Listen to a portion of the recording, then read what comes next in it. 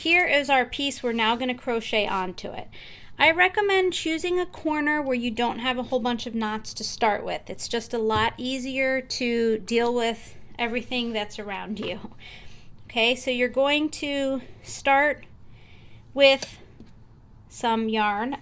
Just like with these knots, you'll want to leave a few inches at the beginning and end, and I'll show you later how to deal with those. You're going to hold the crochet hook in your dominant hand. Most crochet hooks have something called a thumb rest, where there's a part that's either thicker or wider. There's some sort of part that's a little bit different, and that's where your thumb should go. I use what's called the knife blade technique, so I hold it like a knife.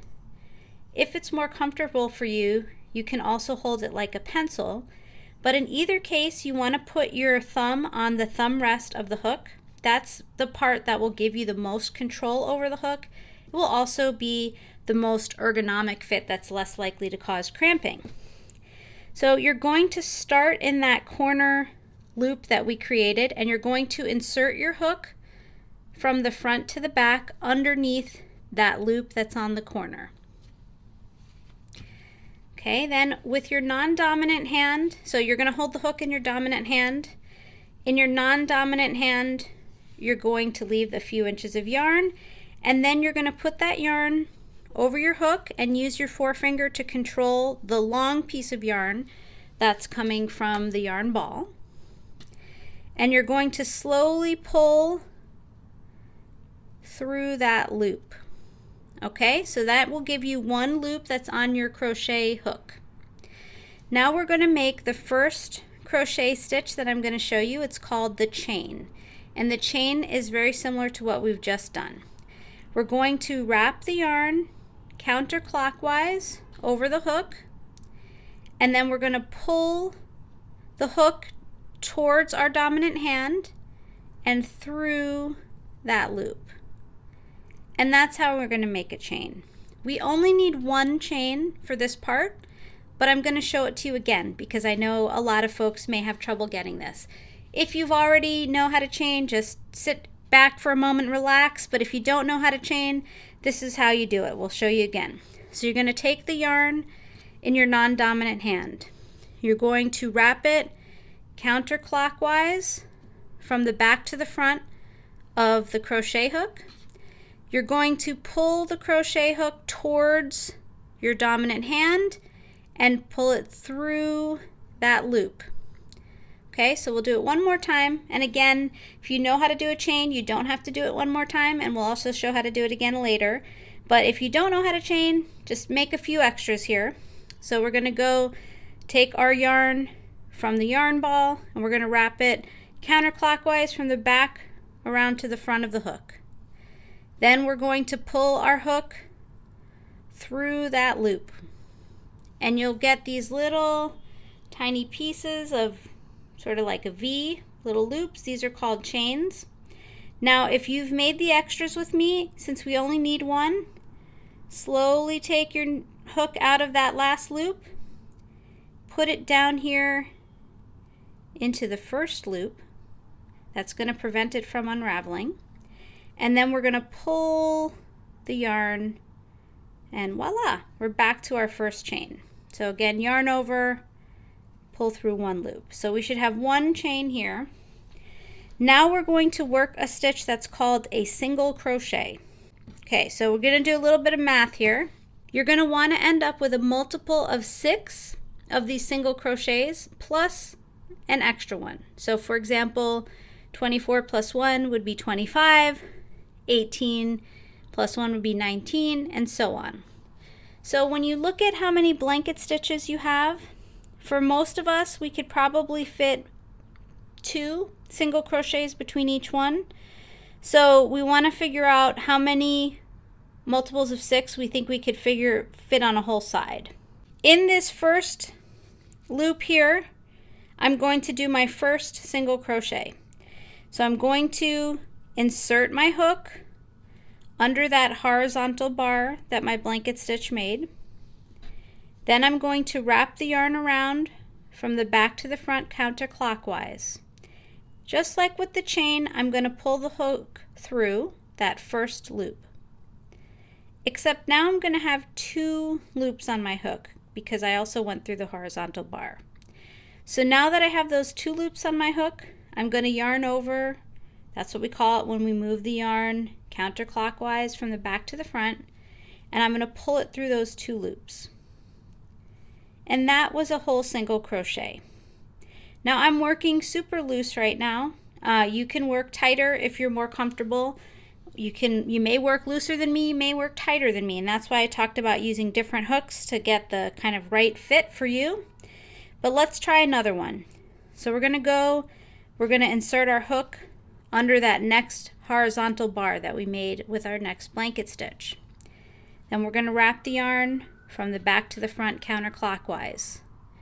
We're going to pull the hook under that first loop, and we should have 2 loops on our hook. Then we're going to wrap the yarn counterclockwise again, and we're going to pull it through those 2 loops, and we'll have 2 loops again. So I'm making 2 single crochets in each of my blanket stitches. So you may be able to fit 1 or 2, but we'll try it again. So if it's 2, we're going to go under that very same horizontal bar. We're going to yarn over, and you see that as you get more comfortable, instead of physically taking your whole arm to do that, you may just use your index finger to move the yarn around. Okay, but if you don't feel comfortable to do that yet, it's okay to make this larger motion. And then we're going to pull the yarn through. We have 2 loops on our hook, and yarn over and pull through 2 loops on our hook. I'm going to do it a little bit faster now. I'm going to insert the hook. I'm going to yarn over and pull through 1 loop, and then I'm going to yarn over and pull through 2 loops. So let's keep doing this all the way across. So always what we're doing is inserting our hook under the horizontal bar, which is that little bar of yarn from our blanket stitch. We're going to bring the yarn over and then through that horizontal bar, leaving us with 2 loops, and then bring the yarn over and through those 2 loops. And we're going to keep doing that all the way across. Okay, and like I said, I'm doing 2 under each of these horizontal bars. You may find that you have bigger stitches than me, smaller stitches than me. Maybe you can get 3 in, maybe 1 is all that fits. That's okay. And we're just going to keep making these single crochets all the way across. Now, if I was making this placemat for someone who prefers sort of less frilly, more kind of simple patterns, I would just end on this row that we're going to do here. I usually put the shells because I like the way they look, but if you're working with making a project for someone who is maybe not as into the frills, this stitch itself is pretty laid back, it's pretty mellow, so you can just sort of do that. Now you may be wondering, oh man, I was listening to you, Marie, and I totally lost count. How many do I have? How do I find out? When we look on the top edge, we're going to see these kind of loops that are sort of like V's. Each one of those V's is a stitch. So I would count these. I could say 1 V, 2, 3, 4, 5, 6, 7, 8, 9, 10, 11, 12, 13, 14, 15, 16. So I already have 16 of these. So now I'm going to start thinking about, remember I said multiples of 6. So something that if you feel more comfortable with the single crochet you might want to do, if you've already done single crochets before, is to count them off in 6 so that you know how many multiples of 6 that you have.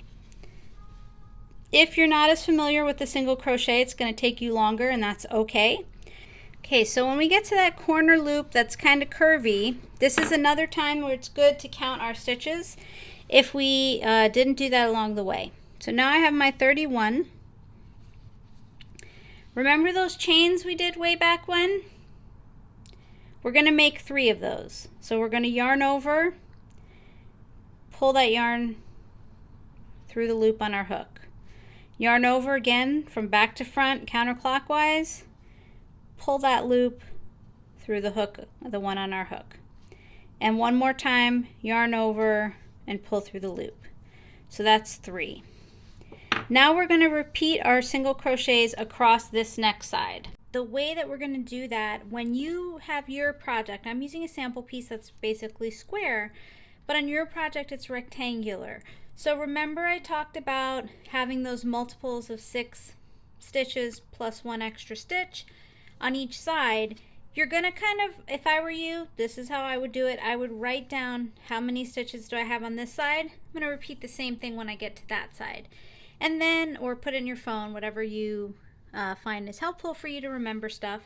And then the same thing when I work across this edge, that's going to be the same length as this edge opposite to it. So I'm going to kind of write down how many stitches I did. But once I have my 3 chains, I'm going to start that row back in this corner space. And the reason is because this corner space, remember, it was a little bit bigger than all of our other spaces that we have. So we're going to maybe have a little extra room for some stitches there. I'm going to show you also another trick, which is how you can crochet over these yarn tails. And that way it's easier than some other methods you can use. However, if you find this overwhelming, there are other ways we can deal with the yarn tails later. So again, everyone is coming to this class at a different level with crochet. If you've never crocheted before and you're just sort of like, gosh, I really need to get that single crochet down, I wouldn't worry about this next piece. If you already feel confident with the single crochet, I'm going to show you how you can crochet over your yarn tails. So you're going to make your single crochet again in this corner space in that same corner stitch. Now for these yarn tails, you're going to lay them kind of horizontally, and as you put your hook under your horizontal blanket stitch loop, you're also going to put it under these yarn tails. Then you're going to take your yarn and you're going to single crochet, but look at what I'm doing here. This is my yarn that I'm wrapping. I'm going to pull it underneath all of these different loops, and that's going to capture these yarn tails inside of this stitch. And then I'm going to yarn over and finish my single crochet. And now you'll see that the yarn tails are inside of this. If I pull on them or if I do stuff to them, you can see they'll get less visible. So I'm going to do that again, showing how to crochet over the yarn tails. Again, if you're totally new to single crochet and you don't feel comfortable with it, don't worry about this part. Just leave your yarn tails hanging out behind your project, and we will show you another way to cover them up later. So for those of you that feel comfortable with this, you're going to insert your hook underneath the horizontal part of your blanket stitch and underneath these yarn tails. Then you're going to bring the yarn, wrap it over, yarn over. Remember, that's from back to front. Pull that through. When I have these 2 loops here and yarn over, I'm going to kind of trap all of these extra yarn tails inside. I'm going to keep doing that until I get to where these yarn tails are a little bit short. And as they get shorter, I'm still going underneath my blanket stitch, making sure to capture all of that. As I get shorter and shorter on these yarn tails, I'm going to give the yarn tails a little tug just to make sure that I don't have any bumps or anything in my yarn tails. And then you can point any extra yarn tails towards the back. I'll tell you how to totally finish them later. And then we're going to just keep working our single crochet across. Now remember, we want a multiple of 6 single crochet plus 1 extra. So on each side. On every corner where we have our little curvy blanket stitch here, we're going to end with those 3 chains before we start along the next side. Again, the chain is where we wrap the yarn over counterclockwise and we pull it through the loop, and we're going to do that 2 more times. And then we're going to crochet along this edge, put our 3 chains, crochet along this edge. So I'm going to catch you up when we're here and I'll show you what to do next. Okay, so now I've done my single crochets all around, and I'm at that first corner that I started in, and I'm going to end with my 3 chains again, which is going to be the yarn over from the back to the front counterclockwise, and pull the hook through the loop, and we're going to repeat that 3 times. Now I'm going to do something called a slip stitch. This is really, in this context, it's a joining stitch. So I'm going to insert my hook under that very first single crochet that I made way back when. I think it's easier if you put your hook underneath both of those V's, but you can also put the hook in between. It's your preference. And then just like the chain, we're going to yarn over, but this time we're going to pull it through both loops on the hook. Ta-da! Okay, so now what are we going to do? This is our first row, our single crochet row, and to be honest, if like I said earlier, if you were making these placemats, let's say to gift to somebody, like if I was making these for my dad, I know he wouldn't want the lacy edges, so I would just kind of be done here. And I'll show you in a moment how to finish when those of us that want the fancy edges get those edges. Then I'll show everyone else how to finish, because it's the same finishing whether you had fancy edges or non-fancy edges.